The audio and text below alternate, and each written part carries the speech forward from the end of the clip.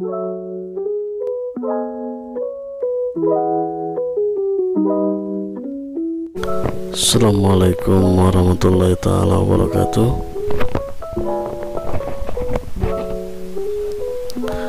Selamat bertemu kembali saudaraku sekalian. Kali ini kita akan membahas ramalan Nostradamus yang meramalkan tentang sosok Satrio Piningit dari versi beliau.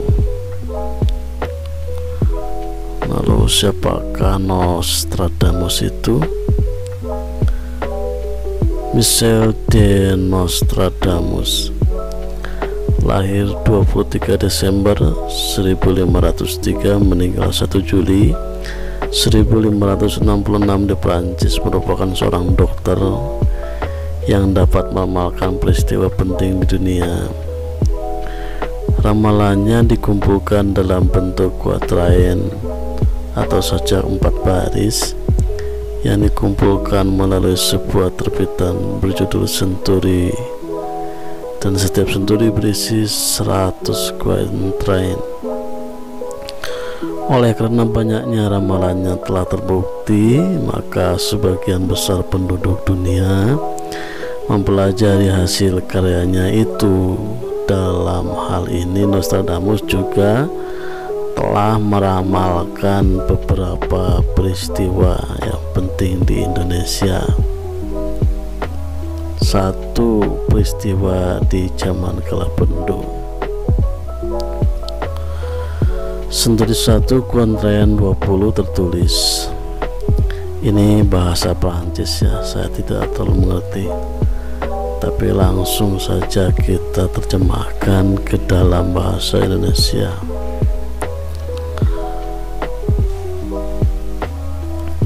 Quatuor Olympios Adiestiam Nanantes mengalami perubahan mendadak. Masyarakat dari bahasa yang berbeda akan memasang tenda-tenda mereka.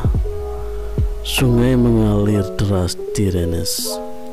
Bumi akan terkena gempa di darat dan lautnya. Ini pertanda zaman kala Pendu menurut Nostradamus. Kemudian di bait selanjutnya, di kedalaman batu-batu karang tersimpan tanah lempung putih yang akan mengeluarkan susu putih dari celah-celahnya. Orang secara sadar tidak akan berani menyentuhnya, tidak menyadari bahwa dasar bumi berupa tanah lempung. Kemudian di bait selanjutnya, ketika Mars, Merkurius, dan bulan berhubungan erat mengarah ke selatan, maka akan terjadi kekeringan besar.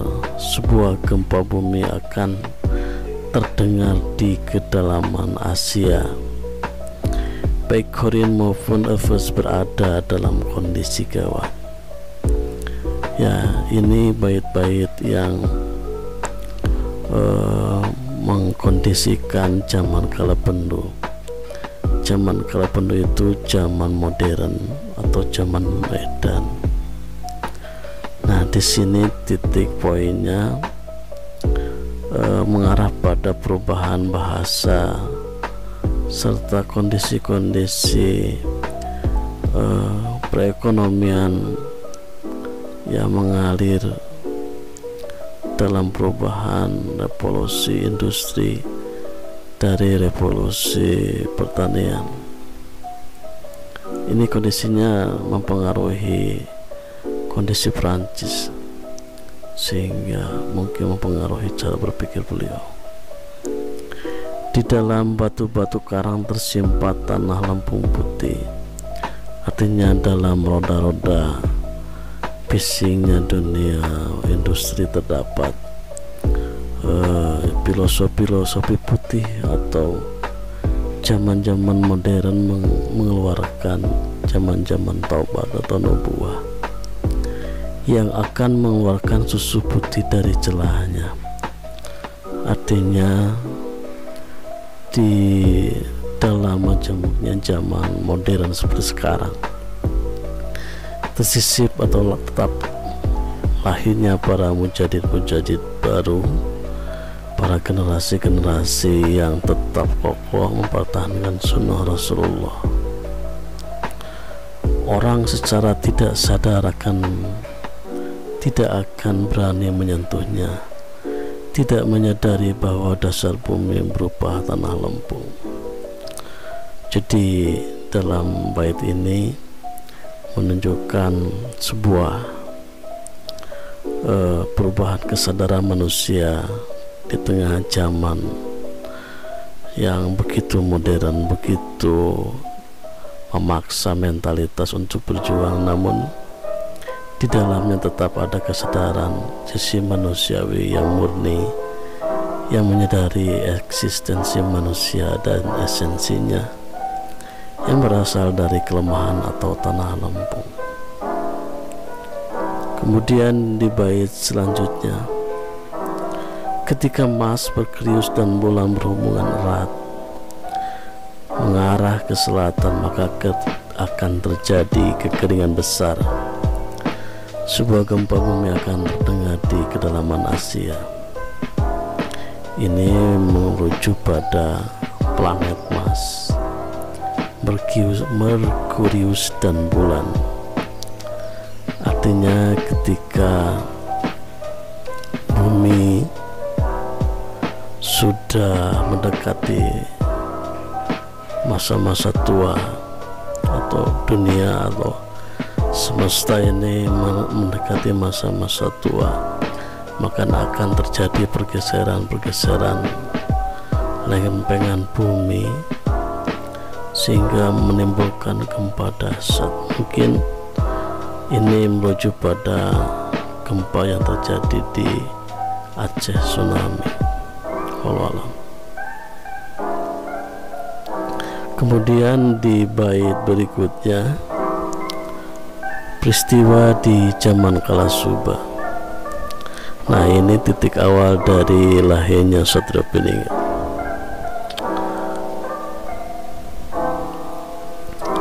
Terlahir di bawah bayang-bayang pada hari yang kelam. Dia akan begitu berkuasa baik dalam pemerintahan maupun kebijakan.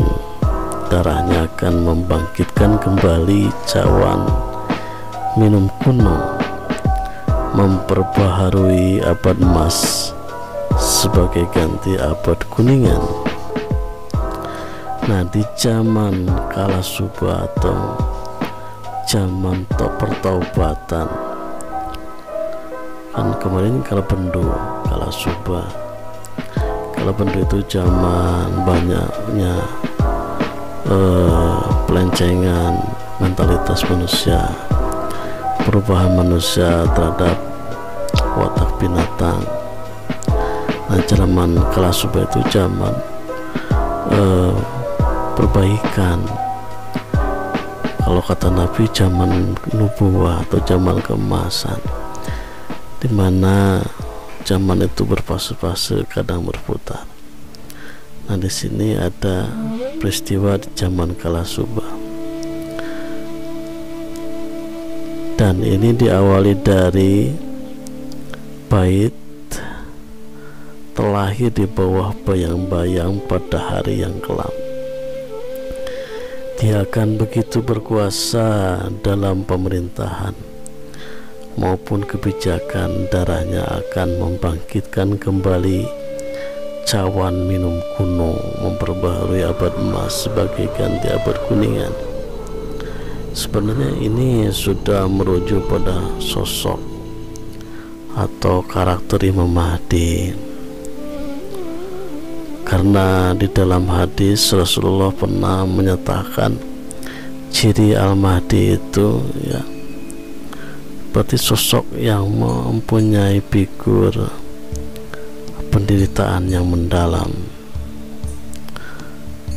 Sama seperti bait ini terlahir di bawah bayang-bayang pada hari yang kelam. Artinya sosok Al-Mahdi itu sosok bocah angon yang diterangkan dalam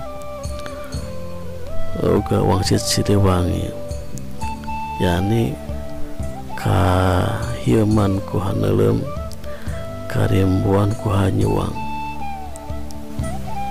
Artinya sosok yang mempunyai sisi batin yang kelam atau pengalaman hidup yang pahit.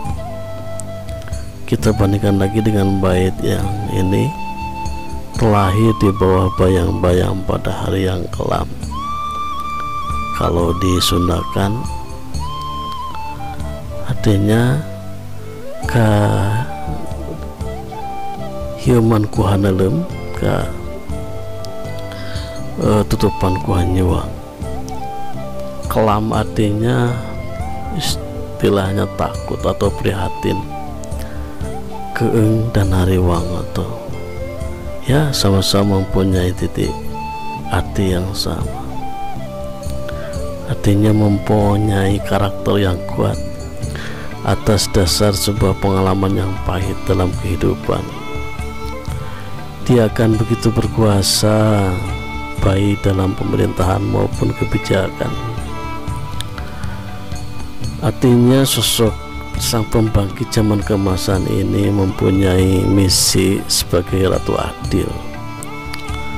Ratu Adil yang diceritakan dalam Ramalan Jayabaya ataupun Ratu Adil yang dimaksud dalam Prabu Siliwangi ataupun sang penegak keadilan yang diceritakan dalam hadis. Dia mampu berkuasa baik dalam pemerintahan maupun kebijaksanaan. Darahnya akan membangkitkan kembali cawan minuman kuno, memperbarui abad emas sebagai ganti abad kuningan. Jadi di bait ini, jadi darahnya sang pembangkit zaman kala suba ini adalah darahnya yang suci. Artinya darah para nubuwah atau darahnya para leluhur orang-orang suci. Kalau di dalam hadis Al-Mahdi min ahli baiti, Al-Mahdi itu keturunanku, gitu kata Rasulullah. Maka di sini jelas darahnya akan membangkitkan kembali cawan minuman kuno. Artinya sosok sang Imam Mahdi itu akan membangkitkan zaman-zaman nubuwah atau zaman-zaman kenabian, memperbarui abad emas sebagai ganti abad kuningan. Sosok Satrio Piningit itu akan mengembalikan kejayaan Nusantara setelah mengalami masa-masa yang begitu menyengsarakan. Nah, jadi jelas dari sosok ini, jadi keturunan dari sosok ini adalah keturunan orang-orang suci yang kata Nabi dialah ahli baitnya, yang menurut Jayabaya dia putra Betara Indra, dan menurut Prabu Siliwangi bocah angon itu ialah sang Ratu Adil. Jadi secara tidak langsung sosok inilah sosok yang dulunya termasuk orang-orang yang disucikan. Cawan minuman kuno, cawan minuman kuno itu artinya sebuah filosofi kehidupan yang kuno. Cawan minuman itu adalah filosofi tempat minuman air, artinya filosofi peradaban, kemudian karakteristik dan spiritualitas, mentalitas umum masyarakat dikembalikan kepada zaman kuno. Jadi zaman ini menunjukkan zaman akan kembali ke zaman kuno. Dalam hadis dikatakan bahwa segala sesuatu akan kembali, timbangan akan kembali, dinar akan kembali.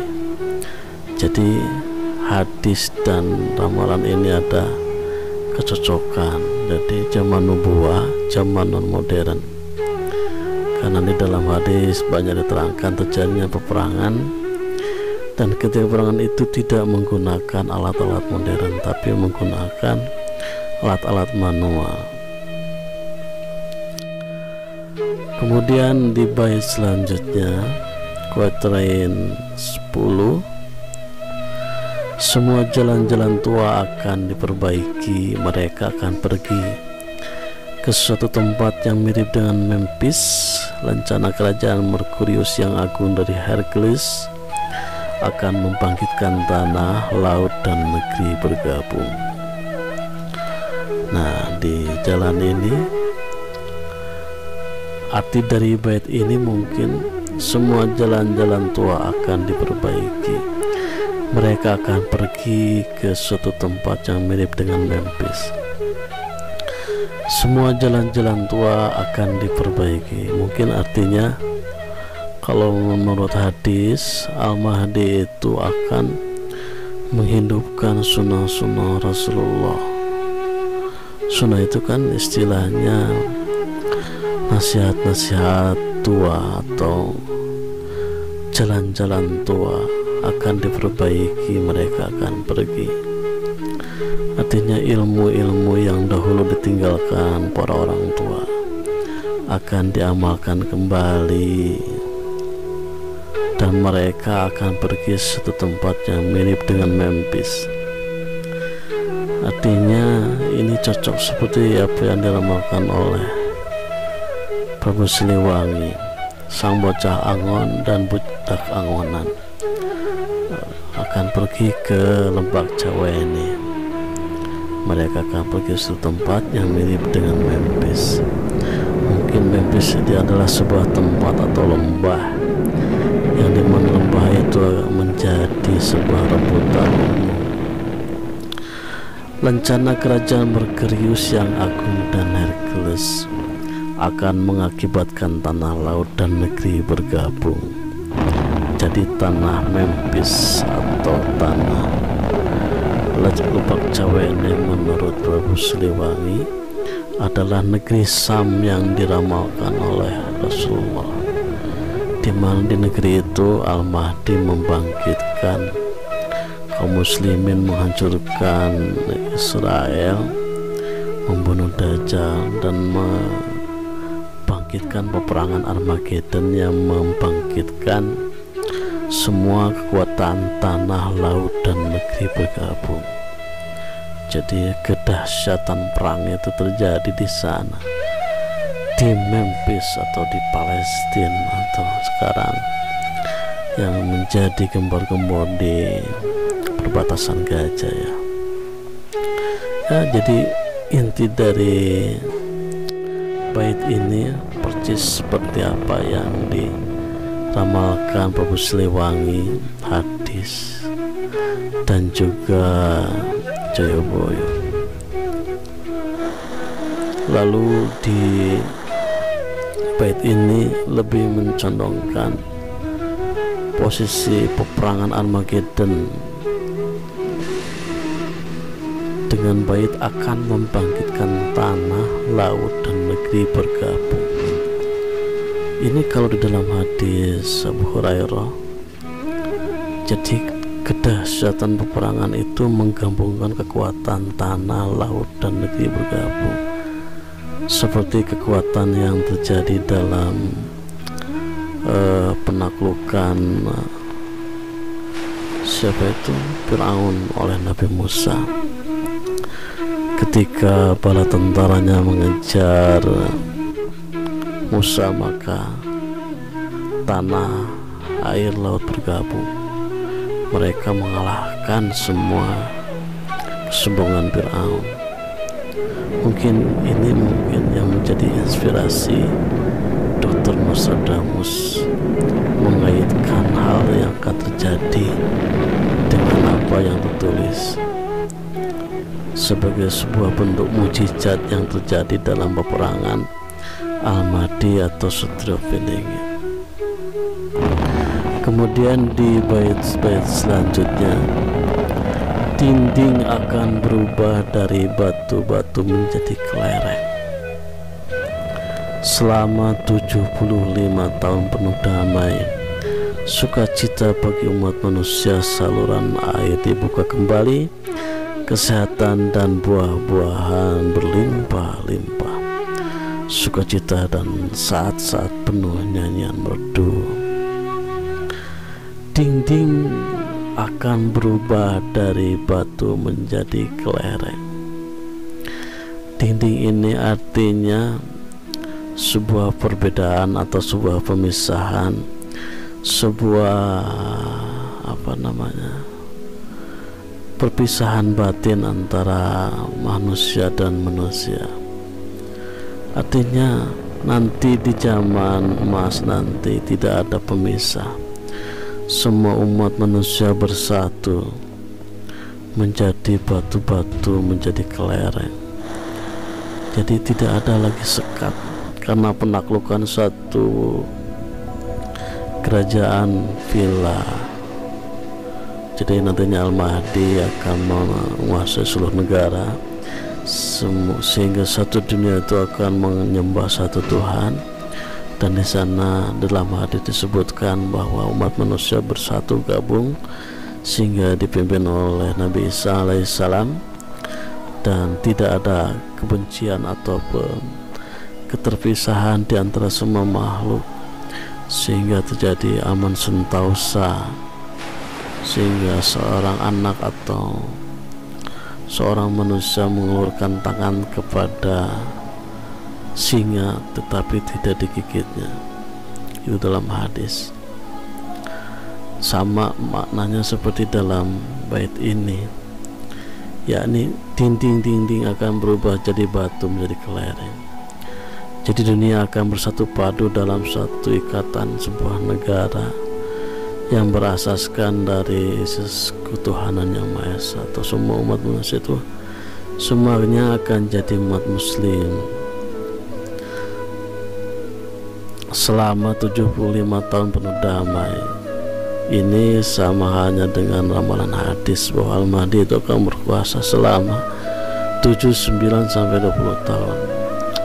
Tapi banyak yang mengungkapkan 7 tahun. Nah, di sini selama 75 tahun penuh damai. Mungkin 10 tahun menurut 1 tahun menurut Nabi, diprediksi 7-10 tahun menurut Nostradamus.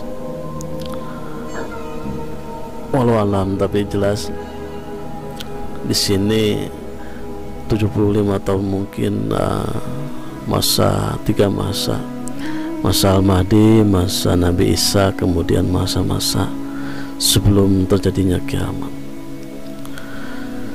Sukacita bagi umat manusia, seluruh atau saluran air dibuka kembali, kesehatan, buah-buahan berlimpah-limpah, sukacita dan saat-saat penuh nyanyian merdu.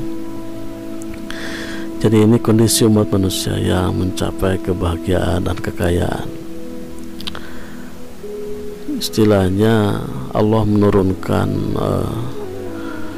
kedamaian, kesejahteraan di bumi setelah umat Islam memenangkan perang melawan Dajjal dan perbedaan penaklukan seluruh dunia. Kemudian di bait 3,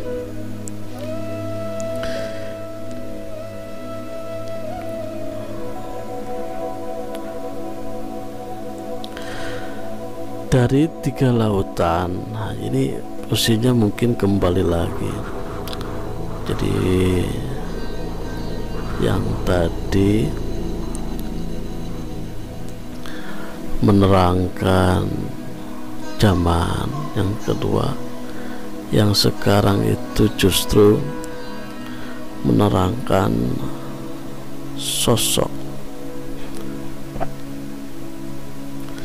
sosok langsung sang Satrio Piningit.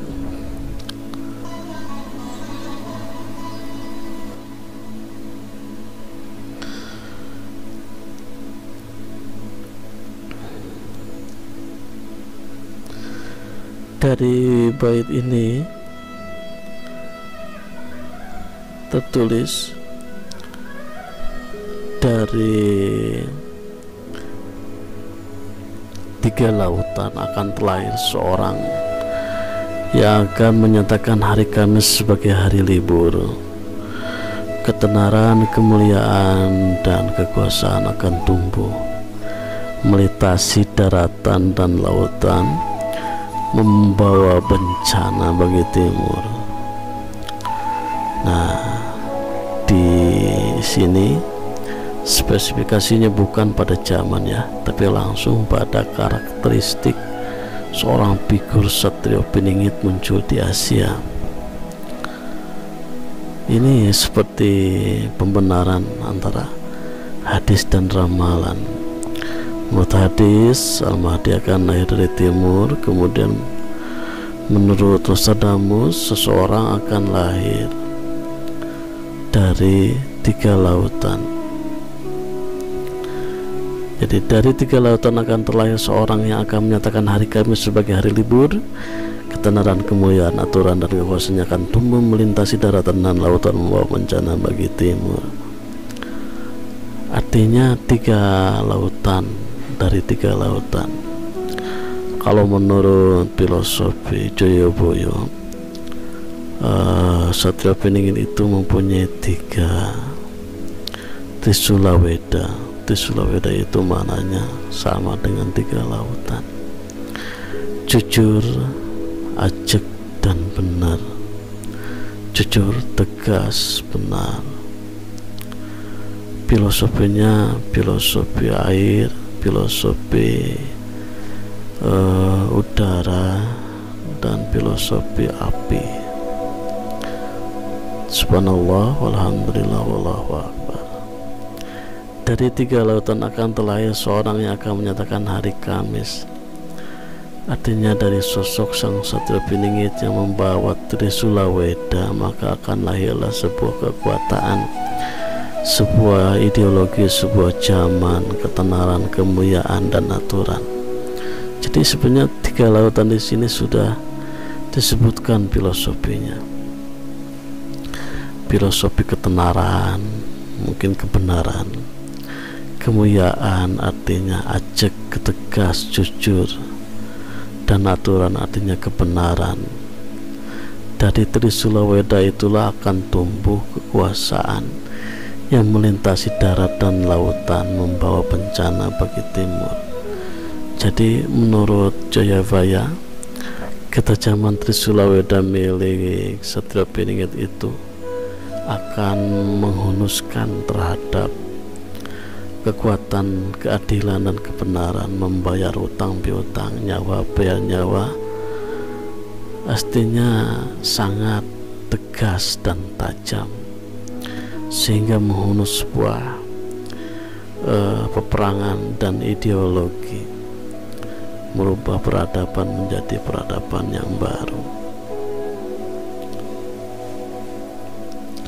yang menyatakan hari Kamis sebagai hari libur. Maksud hari Kamis di sini mungkin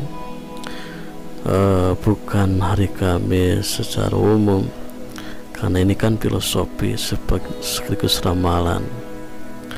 Hari Kamis kalau menurut Rasulullah itu diciptakannya binatang ternak. Artinya ketika Satrio Piningit lahir, maka akan terlahir sebuah kondisi atau masyarakat umum yang memakai sifat dan karakteristik yang tenang, ayam, tentrem, hari libur pada hari Kamis. Artinya semua manusia itu akan mengalami ketenangan secara mentalitas seperti sosok binatang. maksudnya bukan binatang rendah, karena manusia itu sebenarnya lebih hina dari binatang dalam Quran kan. Adolu, lebih sesat daripada binatang jika kita mengikuti hawa nafsu. Nah, binatang ternak di sini mungkin binatang yang mirip unta atau kambing yang mempunyai karakteristik tenang. Hari Kamis itu hari penciptaan binatang ternak. Jadi Sang Satria Piningit lahir itu akan membangkitkan sebuah zaman yang tenang, ayam, tentrem, dengan ketenaran, kemuliaan, dengan Trisula Wedanya jujur, ajak, tur benar, sehingga zamannya menjadi zaman hari libur, zaman perubahan antara zaman modern menuju zaman kuno atau zaman nubuah.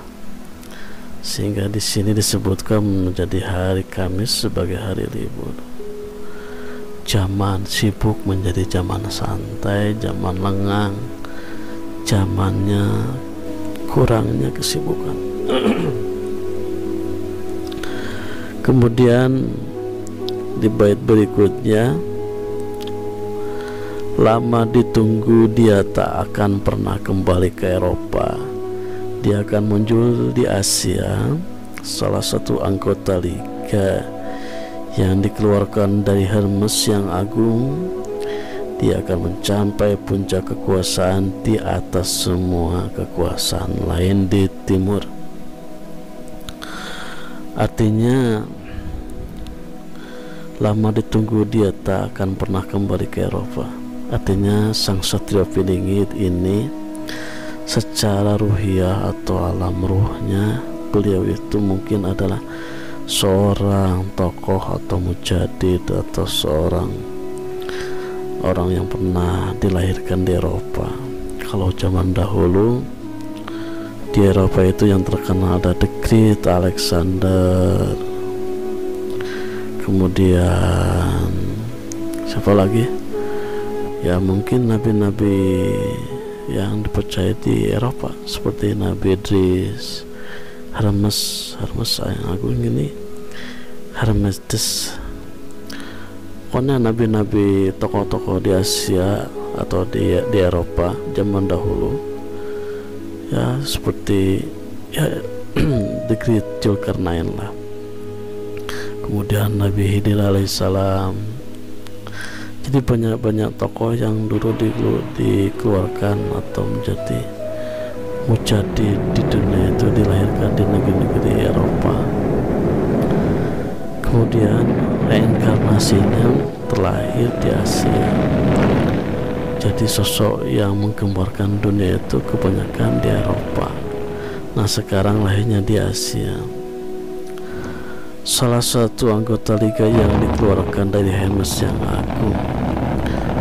Salah satu anggota liga, mungkin di sini maksudnya adalah sosok para wali kutub atau wali abdal atau wali yang agung atau wali yang menjadi kutubnya atau istilahnya Ghusul Adim, Kutubul Alamin, seperti sosok Syekh Abdul Qadir ya, orang-orang yang agung.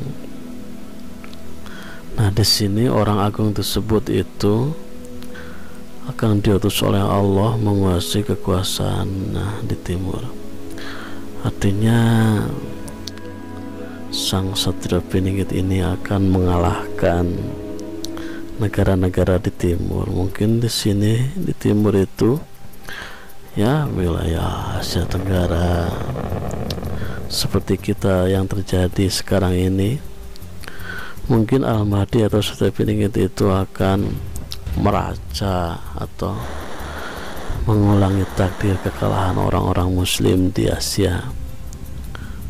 Dan Myanmar, mungkin Al-Mahdi akan menguasai Myanmar karena adanya peristiwa pembantaian umat muslim Rohingya. Kemudian di Thailand, Al-Mahdi akan mengalahkan Thailand karena ada peristiwa pengusiran suku Patani Muslim. Mungkin itu alasannya. dan di negeri lain seperti Kamboja, dan ya istilahnya mereka akan dikalahkan dalam waktu-waktu yang cepat.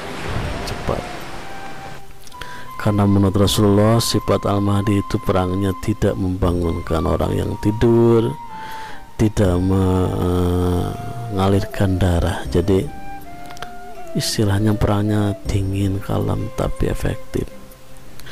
Walau alam, entah apa yang digunakan senjata, yang jelas beliau itu menggunakan dzikir dan surullah dalam hadis.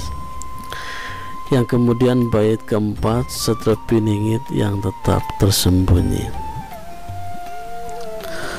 Suara ilahi akan turun dari langit dan dia tidak akan pergi jauh lagi. Rahasia tetap akan tersembunyi hingga turunnya wahyu, sehingga orang-orang berjalan dengan dan di atas kepala. Suara ilahi akan turun dari langit dan dia tidak akan pergi lebih jauh lagi. Artinya sang Satria Piningit ini adalah Al-Mahdi. Ya, kenapa Al-Mahdi? Karena cuman Al-Mahdi orang yang memberi petunjuk dari langit, mendapatkan wahyu, itu kan nabi. Kalau bukan nabi, Al-Mahdi orang yang memberi petunjuk atau ulama. Seperti Nabi Isa alaihissalam, ya kan, Al-Mahdi diberi petunjuk ladun, di ngobrol sama Allah. Kemudian Nabi Muhammad mendapat wahyu secara intuisi dari dalam dirinya yang benar. Nah, suara ilahi akan turun dari langit dan dia tidak akan pergi jauh lagi. Kalau menurut Jayabaya, yaitu wahyu turun ke Prabon, wahyu ke Prabon. Seperti Rasulullah mengatakan Al-Mahdi itu akan lahir dari timur, dan Satria Piningit tetap tersembunyi. Ya, jadi sosok Satria Piningit itu mendapatkan sebuah istilahnya cakra. Cakra ini bukan cakra biasa, tapi cakra wahyu ningrat. Cahaya Al-Quran atau cahaya dari Quran yang hidup bukan di dalam kitab, tapi hidup di dalam diri manusia. Ada Quran kauniyah, ada Quran yang hidup di dalam diri manusia, ada Quran yang tertulis ataupun yang tidak tertulis. Maka Al-Mahdi ini mendapatkan Quran yang tidak tertulis tapi tersirat dalam dirinya, sehingga memunculkan sebuah perintah dan larangan atau cakra wahyu ningrat atau Al-Mahdi. Tapi dia akan tetap tersembunyi sehingga orang-orang berjalan dan di atas kepala. Maksudnya orang-orang berjalan dengan dan di atas kepala itu mungkin kalau secara ilmu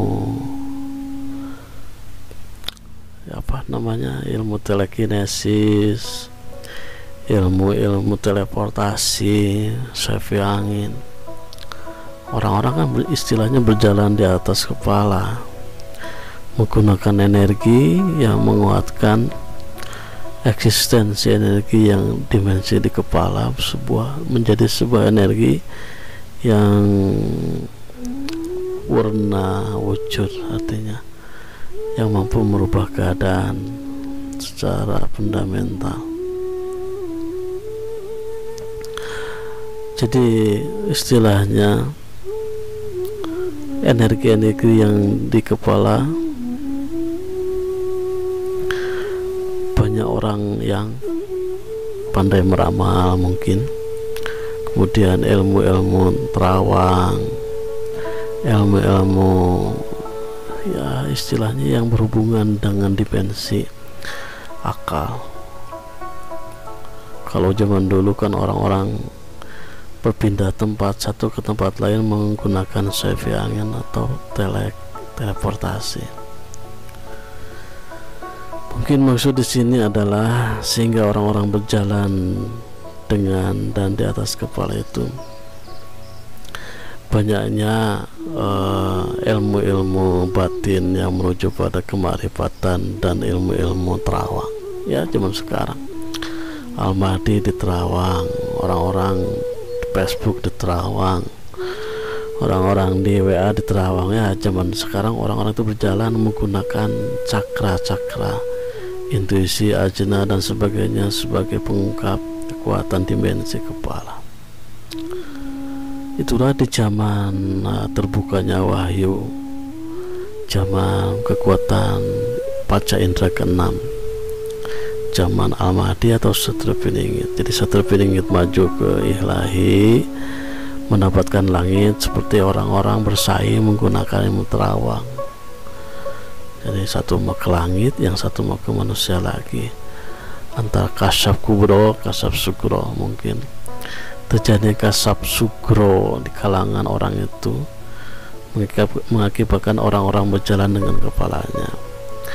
Sedangkan kasab kubro yang dimiliki oleh Satria Piningit mampu menurunkan wahyu dari langit dan menjadikan dia sebagai Mesias juru selamat dunia. Kemudian di bait selanjutnya Satria Piningit menuju Perancis. Seorang laki-laki bangsa timur akan datang langsung dari tempat kediamannya dan melewati Apenia menuju Perancis. Dia akan melewati langit, laut, dan salju. Dia akan mencambuk semua orang dengan cambuknya. Nah, di bait ini jelas merujuk pada sosok seorang laki-laki bangsa timur. Jadi Al-Mahdi di sini seperti apa yang dikatakan Rasulullah, seorang pemuda dari timur akan lahir, istilahnya membawa perubahan terhadap bangsa-bangsa Arab. Dia akan melewati langit, laut, dan salju. Dia akan mencambuk semua orang dengan cambuknya. Jadi sosok ini akan mengadakan peperangan atau perubahan secara radikal ataupun secara kelembutan. Dia akan merubah kondisi seluruh negara dengan sistem invasi atau peperangan dari tempat kediamannya dan melewati Apenia menuju Prancis. Jadi dari kediamannya dia akan melewati langit dan salju. Kalau menurut baitnya ini secara sederhana, dia akan melewati langit, laut, dan salju. Dia akan mencambuk semua orang dengan cambuknya. Dia itu berarti bisa terbang. Kalau secara logisnya ini dia melewati langit, dia terbang melewati laut dan salju. Artinya secara psikologis melewati langit artinya dia itu suci, laut artinya dia itu istilahnya ringan, dan salju artinya dia itu tulus. Dia akan mencambuk orang dengan cambuknya. Dia itu akan menegakkan hukum yang suci. Dari tempat kediamannya melewati Apenia menuju Prancis. Jadi dia akan, Prancis itu kan menunjukkan adab romantis, ada istilahnya seni munculkan di Prancis. Setelah tidak langsung Al-Mahdi itu akan memporak-porandakan kemewahan dunia. Lambangnya dari Prancis. Dia akan melewati langit, laut, dan salju. Artinya dia akan meluluhlantahkan filosofi sekuler dengan kesuciannya, dan dia akan mencambuk semua orang dengan cambuknya. Jadi akan dia merubah tatanan sosial masyarakat dan filosofi kehidupan dengan kekuatan yang sakral dan suci karena Allah.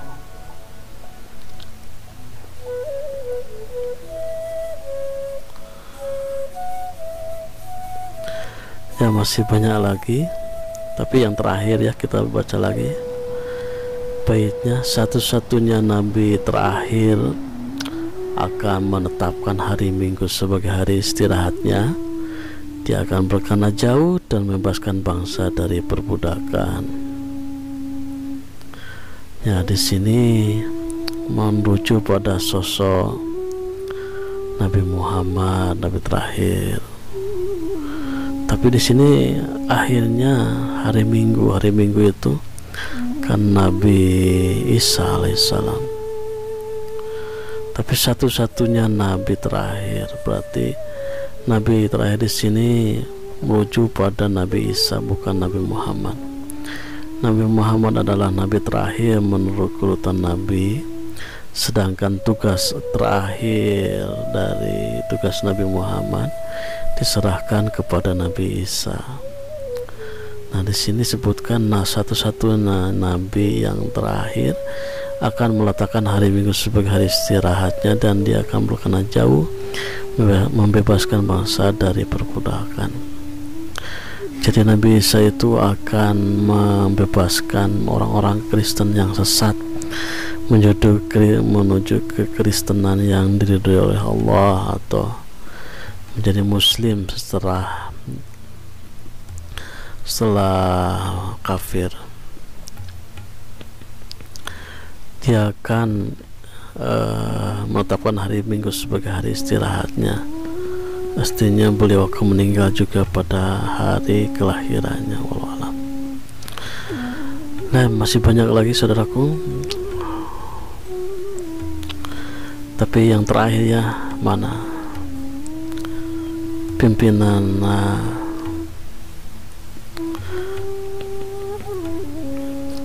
inilah yang terakhir.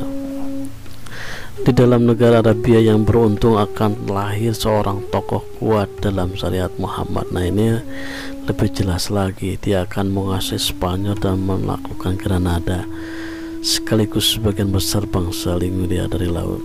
Nah, ini menuju pada sosok Nabi Muhammad langsung ya. Jadi secara tidak langsung kemenangan umat Islam itu telah diramalkan oleh Nostradamus. Jadi dari awal kebangkitan Satria Piningit, kemudian pertengahannya ada sosok Nabi Isa terakhir ya, kemenangan umat Islam. Itulah saudaraku sekalian, prediksi-prediksi Nostradamus tentang kemunculan Al-Mahdi atau Satria Piningit, juga tentang peperangan dan kekuasaannya yang meluas dan menguasai bumi. Cukup sekian dari penjelasan dan penerangan dari saya, semoga membantu. Mohon maaf bila banyak kekurangan dan kesalahan. Assalamualaikum warahmatullahi wabarakatuh.